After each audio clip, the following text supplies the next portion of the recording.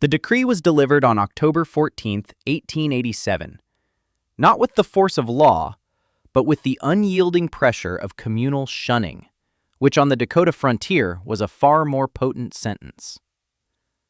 Ilara stood before the town council, a tribunal of 5 men whose hands were calloused by timber, trade, and scripture.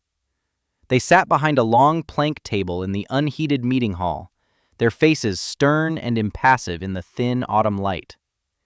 She was 19 years old, an orphan since childhood, and for the past 6 weeks, a widow.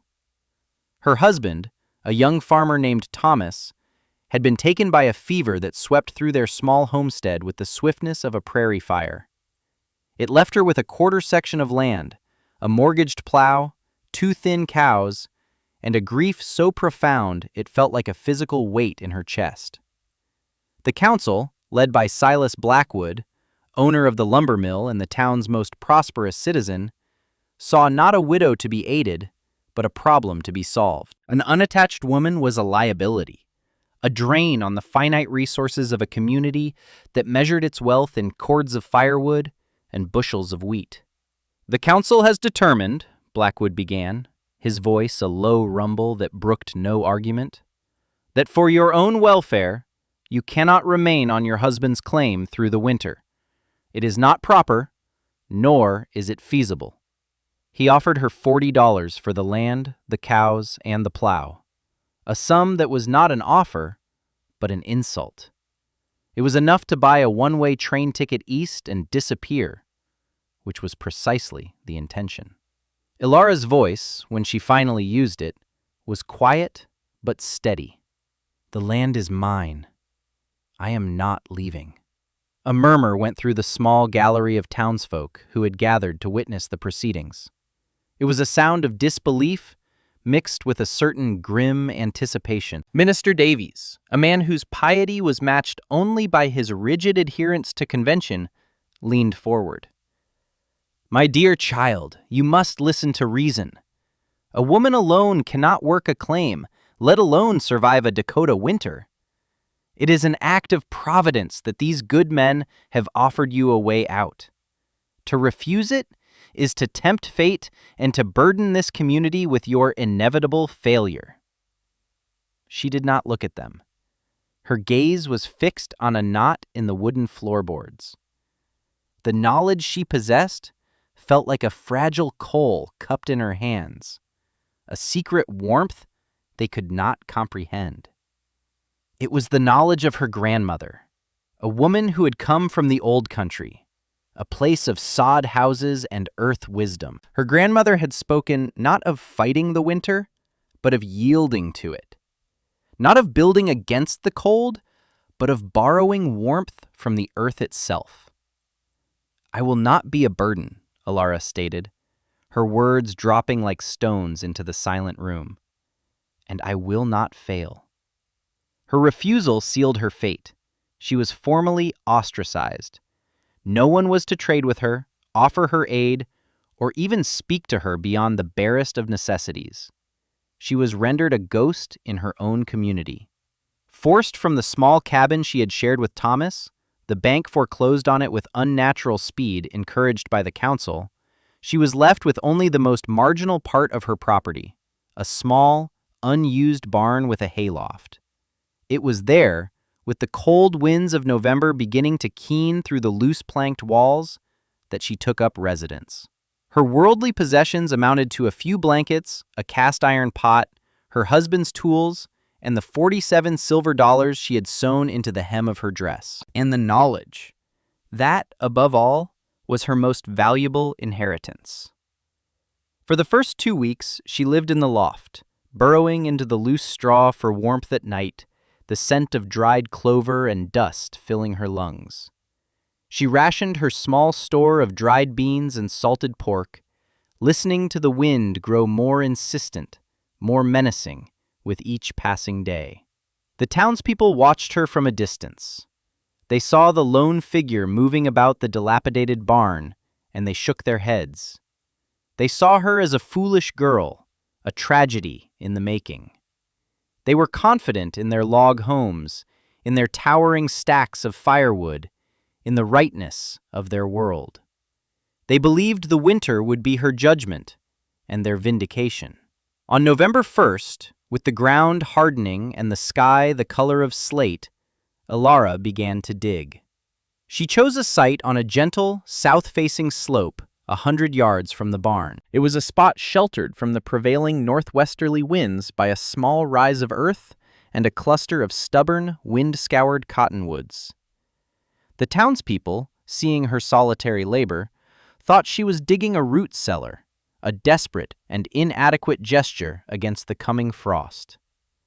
Silas Blackwood, riding past on his horse, paused and called down to her. "Digging your own grave, girl? It will save us the trouble come spring."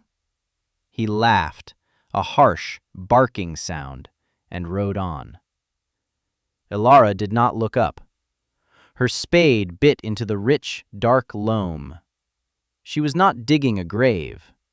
She was digging a home. She was building a walipini, the place of warmth, as her grandmother had called it.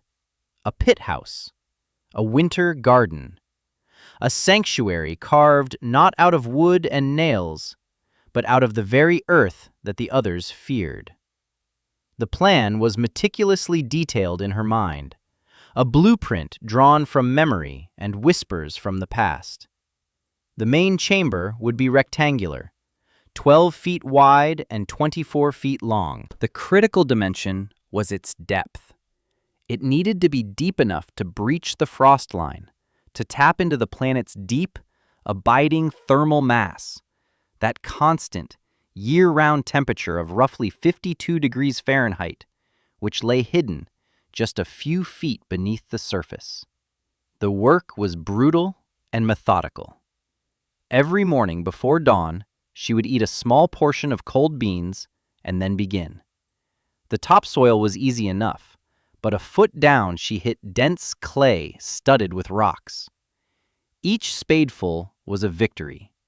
She used a pickaxe, its rhythmic shock traveling up the handle and into the bones of her arms to break up the compacted earth. She shoveled the excavated dirt into a wheelbarrow, a rickety thing with a squeaking axle, and dumped it in 3 precise piles. These were not waste. They were building materials. The largest pile was designated for the north, east, and west berms that would eventually rise up around the structure, creating a thick, insulating wall. The second, smaller pile of the best topsoil was saved for the roof. The third, a collection of stones and gravel, would form the foundation and a heat-absorbing floor. She measured her progress not in days, but in inches. 6 inches of depth on the first day, 8 on the second, a foot on the third when she found a rhythm. Her hands, soft from a life of domesticity, were quickly rubbed raw. Blisters formed, broke, and bled. She tore strips from an old shirt to bind them, the rough fabric a poor substitute for proper gloves. The pain was a constant companion, a fire in her palms and a deep ache in her back and shoulders. Yet, with every scoop of earth she removed, she felt not weaker, but stronger. She was not just digging a hole, she was excavating her own resilience. She was proving to herself, in the starkest possible terms, that she could and would survive. By the middle of November, the pit was nearly 7 feet deep at its northern edge and sloped down to 8 feet at its southern edge. The slope was intentional, a crucial part of the design that would aid in both drainage and the passive collection of solar energy. The town had now entered a state of open mockery. Men would sometimes wander out from the saloon in the evenings to observe her progress, their laughter carrying on the cold, thin air. They called it Ilara's Folly and the Prairie Dog Hole. Their scorn was a fuel. It hardened her resolve, turning her quiet determination into a cold, unassailable certainty. They saw a hole in the ground. She saw the laws of thermodynamics at work. With the excavation complete, she began the second phase, the structure itself. This required resources she did not have in abundance. Wood was the currency of the frontier, and Silas Blackwood controlled its supply. He would not sell to her. So she became a scavenger. She dismantled the interior of the old barn, pulling down stalls and partitions. The wood was old, weathered pine and cottonwood, but it was strong. She salvaged every nail, painstakingly straightening bent ones on a flat stone. From the nearby creek bed, she hauled stones, one by one, in the wheelbarrow. These she used to build a low, 18-inch high foundation wall around the perimeter of the pit. It was slow, back-breaking work, fitting the irregular stones together like a puzzle, using a mortar of clay and water to bind them. Upon this stone foundation, she erected the main posts and beams for the roof. She had managed to salvage 6 thick posts, each 8 inches in diameter, from the barn's main structure. These she set vertically along the north and south walls of the pit, sinking them deep into the earthen floor for stability. The northern posts were shorter, the southern ones taller, creating the critical angle for the roof. A massive ridge beam, the single longest piece of timber she possessed, ran the length of the structure, connecting the tops of the posts. From this central beam she laid rafters, sloping down to the north and south walls. The northern slope was short and steep. The southern slope, however, was long, gentle, and the most important element of the entire design. It would become her window to the sun. On November 28th, the first true snow fell, a light dusting that outlined the starkness of the landscape in white. The temperature dropped, and a sense of urgency settled over Ilara. The roof needed to be completed. The northern side was straightforward. She laid thick planks salvaged from the barn floor across the rafters, leaving no gaps. Over this, she layered dried prairie grass, followed by a thick coating of the clay she had excavated, creating a waterproof, insulated barrier. But the southern face was the masterpiece of her resourcefulness. Glass was an impossible luxury. A single pane of window glass cost more than $1 at the general store, and she would have needed dozens. Her grandmother had spoken of an alternative. Ilara took the last of her money, $27, and made a rare trip into the town. She did not go to the general store or the lumber mill. She went to the dressmaker, a stern woman who nonetheless traded with anyone who had coin. Ilara bought 20 yards of the thickest, most tightly woven, unbleached cotton muslin the woman had. She also bought 3 gallons of linseed oil from the livery. Back at her pit house, she began the painstaking process of creating her windows. She built rectangular wooden frames to fit between the southern rafters. She stretched the muslin across them as tightly as a drumhead, tacking it securely. Then, with a brush, she began to paint the fabric with linseed oil. She applied 1 coat, let it soak in, and then another. She repeated the process 8 times over 2 days. The oil saturated the cotton fibers, turning the opaque white fabric into a translucent, amber-hued membrane. It was not transparent like glass, but it was waterproof, windproof, and, most importantly, it would allow a significant percentage of the winter sunlight to pass through. It was the best she could do, and it would be enough. As she fitted the last of the oiled cloth frames into place, Minister Davies appeared at the edge of the pit. He had been observing her for some time, his expression a mixture of pity and disapproval. "Child," he said, his voice carrying a funereal tone, "there is still time. Admit your error. The church has a small room in the back where you could stay. You would have to work for your keep, of course, but it would be better than this." He gestured at the half-buried structure. Ilara was securing a frame with a hammer and a straightened nail. She finished the task before turning to face him. "Thank you for your concern, Minister," she said, her voice even. "But I have built my house. I will be warmer here than in any room in your church. The minister sighed, a theatrical display of exasperation. "The pride of youth is a fearsome thing. This hole will be your tomb. The snows will collapse that flimsy roof, and the cold will find you. When you are freezing in the dark, remember that we offered you salvation, and you chose this earthen grave." He turned and walked away, his black coat a stark silhouette against the snow-covered ground. With the roof structure in place, the final and most critical phase began: insulation. This was the heart of her grandmother's wisdom. She took the massive piles of excavated earth and began to pack them against the exterior walls. She built up the berms on the north, east, and west sides until they were level with the roofline. The north berm was the largest, a massive bulwark of earth, nearly 6 feet thick at its base. This was her shield against the punishing winter winds. She then covered the entire northern roof section with the remaining straw from the loft, packing it down into a dense, 2-foot-thick layer. Over the straw, she carefully laid the topsoil she had saved, planting it with sod she cut from the prairie. In the spring, the grass would grow, its roots creating a living, water-resistant shield that integrated the structure seamlessly into the landscape. By December 18th, the exterior was complete. From the north, her home was nearly invisible, appearing as little more than a gentle, snow-covered mound.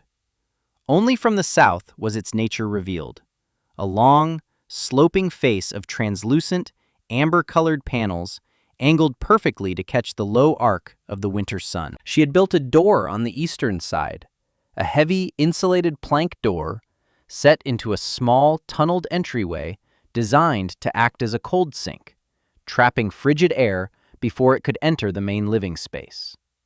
The interior was stark but functional. The floor was gravel and packed earth. The stone foundation wall provided a low shelf around the perimeter. In the northwest corner, she constructed her final piece of engineering: a rocket mass heater. It was a simple, hyper-efficient design her grandmother had described. Using clay and stones, she built an L-shaped combustion chamber. The fire would be built in the short, vertical section. The intense heat and gases would then be drawn horizontally through a long pipe made of salvaged stove tin, which ran the length of a long earthen bench she built along the northern wall.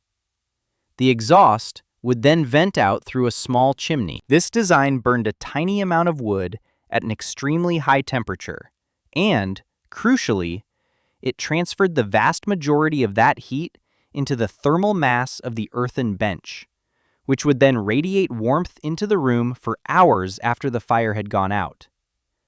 Her first night inside was a revelation. She used a few meager sticks of scavenged cottonwood to light a small fire in the heater. The draw was perfect, roaring quietly to life. Within an hour, the earthen bench began to radiate a gentle, pervasive warmth. The interior air temperature, which had been a frigid 20 degrees Fahrenheit, slowly climbed. By the time she banked the fire for the night, it was a stable and comfortable 55 degrees. She had used an amount of wood that would have been consumed in 15 minutes by a conventional fireplace. Outside, the temperature dropped to 5 below zero, and a bitter wind howled across the prairie. Inside her earthen sanctuary, there was only silence and a deep, steady warmth. She slept that night not in a pile of straw, but on a simple cot, under a single blanket, and for the first time since Thomas's death, she felt a profound sense of peace and security. The days that followed settled into a quiet routine. During the day, sunlight streamed through the oiled cloth panels, warming the interior further. The dark earth floor and the thick northern wall absorbed the solar radiation, storing the heat. Even on overcast days, the diffuse light was enough to keep the interior from plummeting to freezing temperatures.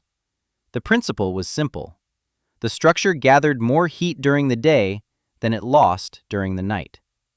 The immense thermal battery of the surrounding Earth acted as a massive regulator, smoothing out the wild temperature swings of the outside world. She had a small stock of firewood, gathered from fallen branches, that she estimated would last her the entire winter. In town, the sound of axes splitting wood was a constant, frantic chorus. She had spent a total of $39, $27 for the muslin and oil, and $12 for a few essential supplies she had purchased before her ostracization was complete: a bag of flour, salt, and a small keg of salted fish. She was not just surviving, she was comfortable. Along the southern wall, where the light was brightest, she had used some of the rich topsoil to create a long planting bed. She planted seeds for lettuce, spinach, and radishes, crops that could tolerate the cool but consistent temperatures. By Christmas Day, small green shoots were pushing their way through the dark soil. On January 4th, 1888, the sky took on a strange yellowish-gray pallor. The air became unnaturally still, and the temperature, which had been hovering around a mild 20 degrees, began to drop with astonishing speed. Ilara, stepping outside to gather a few pieces of wood, felt the change instantly. It was a deep, predatory cold that seemed to suck the breath from her lungs. The familiar signs her grandmother had taught her were all there: the stillness, the color of the sky, the behavior of the few hardy winter birds, which had all vanished. She checked the berms of her home, packed a little more snow into any visible crevices, and brought inside enough wood and water for at least a week. She lit a small fire in the rocket mass heater, not because it was cold inside, but to begin warming the thermal mass of the bench. Then she sealed the door and waited. The storm arrived just after dusk. It did not begin with a gentle snowfall, but with an explosive, horizontal blast of wind and ice. The townsfolk called it the Great White Hurricane. It was a blizzard of a magnitude none of them had ever experienced. The wind screamed at a sustained 70 miles per hour, a constant, deafening roar that sounded like a freight train passing an inch from one's ear. The snow was not flakes, but a fine, pulverized ice that was driven with the force of sand, scouring paint from wood and finding its way through the tiniest cracks in the log cabins of the town. Inside her shelter, Ilara heard only a muted, distant whisper. The tons of earth surrounding her were a near-perfect sound barrier. The temperature inside held steady at 58 degrees. She lit a single candle, its flame barely flickering in the still air. She ate a meal of salted fish and read a chapter from the single book she owned, a worn copy of Shakespeare's plays. The world outside had ceased to exist. In the town, chaos and desperation were setting in. The log cabins, which had seemed so sturdy and impenetrable, were proving to be thermal sieves. The wind forced frigid air through every chink in the mortar, every gap around the window frames. The massive fireplaces that were the pride of every homeowner became voracious monsters, consuming firewood at a terrifying rate, while the heat they produced was immediately sucked up the chimney or radiated out through the poorly insulated walls. Families huddled together, wrapped in every blanket they owned, feeding their stoves and fireplaces constantly, watching their precious wood piles dwindle. By the second day, the temperature outside had dropped to 40 degrees below zero, with the wind chill estimated at a life-extinguishing 80 below. The snow had piled into monstrous drifts, burying homes up to their eaves. Visibility was zero. To step outside was to die within minutes. The town was paralyzed, each family imprisoned in its own freezing box. Silas Blackwood, in the largest house in town, had 2 massive fireplaces burning, yet the ink in his inkwell, 10 feet from the fire, had frozen solid. He was burning through a quarter of a cord of wood every 12 hours, a rate that was unsustainable. His wife and 2 small children were huddled in the kitchen, the only room that could be kept marginally above freezing. By the morning of the third day, January 6th, the first tragedies occurred. The Miller family, who lived at the edge of town, ran out of wood. They burned their furniture, their chairs, their table, their bed frames. When that was gone, there was nothing left. The cold, a relentless and patient predator, crept in and took them. In other homes, people were beginning to suffer from severe frostbite. The water in barrels had frozen solid. Food could not be cooked. A deep, primal fear had replaced the proud stoicism of the frontier community. It was Silas Blackwood who finally broke. His woodpile was nearly gone. His children were weak, their breathing shallow. His own arrogance had frozen and shattered. He knew, with a certainty that terrified him, that they would not survive another night. And in his desperation, a single, humiliating thought surfaced. The girl in the gopher hole. It was an impossible, ludicrous idea. She was surely dead, frozen long ago in her ridiculous earthen grave. But what if she was not? The thought was a tiny, desperate ember. He gathered the other councilmen who lived nearby, Minister Davies and the general store owner, Mr. Henderson. They were in a similarly dire state. "We have to try," Blackwood said, his voice hoarse, his words barely audible over the shriek of the wind. "It's the only chance we have." Minister Davies, his face pale and his lips blue, nodded slowly. "May God forgive us." Their journey of 150 yards was an epic trek through an Arctic hell. They tied a rope around their waists so they would not lose each other in the whiteout. The wind tore at them, and the ice particles flayed their exposed skin. They could not see more than a foot in front of them, navigating by memory and instinct. They fell into drifts, crawling on hands and knees, the cold burning their lungs. It took them nearly an hour to cross the distance a man could walk in 2 minutes. They found the mound of Alara's home only because Blackwood stumbled into the south-facing slope of translucent panels, which were now covered in a thick layer of insulating snow. They clawed their way around to the eastern side, fumbling in the blinding chaos for the door.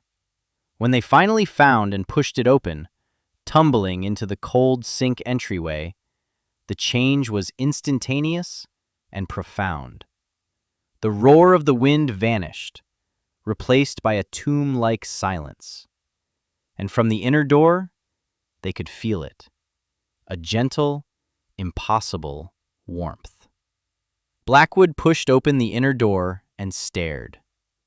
The air that greeted them was warm and smelled faintly of damp earth, wood smoke, and living green plants. Alara was sitting on a simple stool, mending a tear in her dress by the light of a single candle. A small, controlled fire glowed in the firebox of the rocket mass heater. The long, earthen bench radiated a palpable warmth. Along the far wall, under the soft amber light filtering through the snow-covered panels, was a row of vibrant green lettuce and spinach plants. The interior was a pocket of impossible spring in the heart of a world of frozen death. She looked up at the 3 men, their faces masked with snow and ice, their eyes wide with disbelief and desperation. She was not surprised. She had, in some way, been expecting them. She stood up, her movements calm and deliberate. "You are cold," she said. Her voice was not triumphant, not accusatory, but a simple statement of fact. "Come in. There is room by the bench. It is warm." The 3 men, the most powerful figures in her world, the architects of her exile, stumbled into the room like chastened children. They shed their ice-caked coats and huddled on the earthen bench, their bodies shaking uncontrollably as the deep, gentle heat began to penetrate their frozen limbs. Silas Blackwood, the man who had laughed at her digging her own grave, could not meet her eyes. He stared at the healthy green plants, a sight so alien in the current reality that it felt like a hallucination. "My family," he finally managed to choke out. "My children." Alara nodded. She had already prepared for this. "There is a rope by the door," she said. "Go back, one at a time. Tie it to yourselves. Bring the women and the children first. There is space enough for all of you. Do it quickly. The storm will not wait." For the next 2 hours, Alara's shelter became a refugee camp. The 3 men, guided by the rope, ferried their families and a few others from the nearest houses through the blizzard. They brought their wives, their children, their fear, and their shame into her sanctuary. 17 people, in total, found shelter in the 12 by 24-foot space. It was crowded, but it was warm and it was safe. Alara gave them water and broth she had made from salted fish. She said very little, moving with a quiet efficiency that seemed to command the space. She was no longer the outcast girl. She was the keeper of the flame, the sole anchor in a world that had come undone. The storm raged for another full day. Inside the earth shelter, a strange community formed. The children slept, exhausted, near the warmth of the bench. The adults sat in silence, listening to the muffled howl of the wind, humbled and alive. They were all equals in that small, warm space, their social hierarchies and petty prides stripped away by the sheer, elemental force of the storm. Not one of them had lost a family member to the cold. Not one had burned through their entire wood supply and faced the freezing darkness. And not one, in the profound silence of their survival, would ever again believe they knew better than the quiet girl they had cast out. When the storm finally broke on the morning of January 8th, the world it revealed was terrifying and new.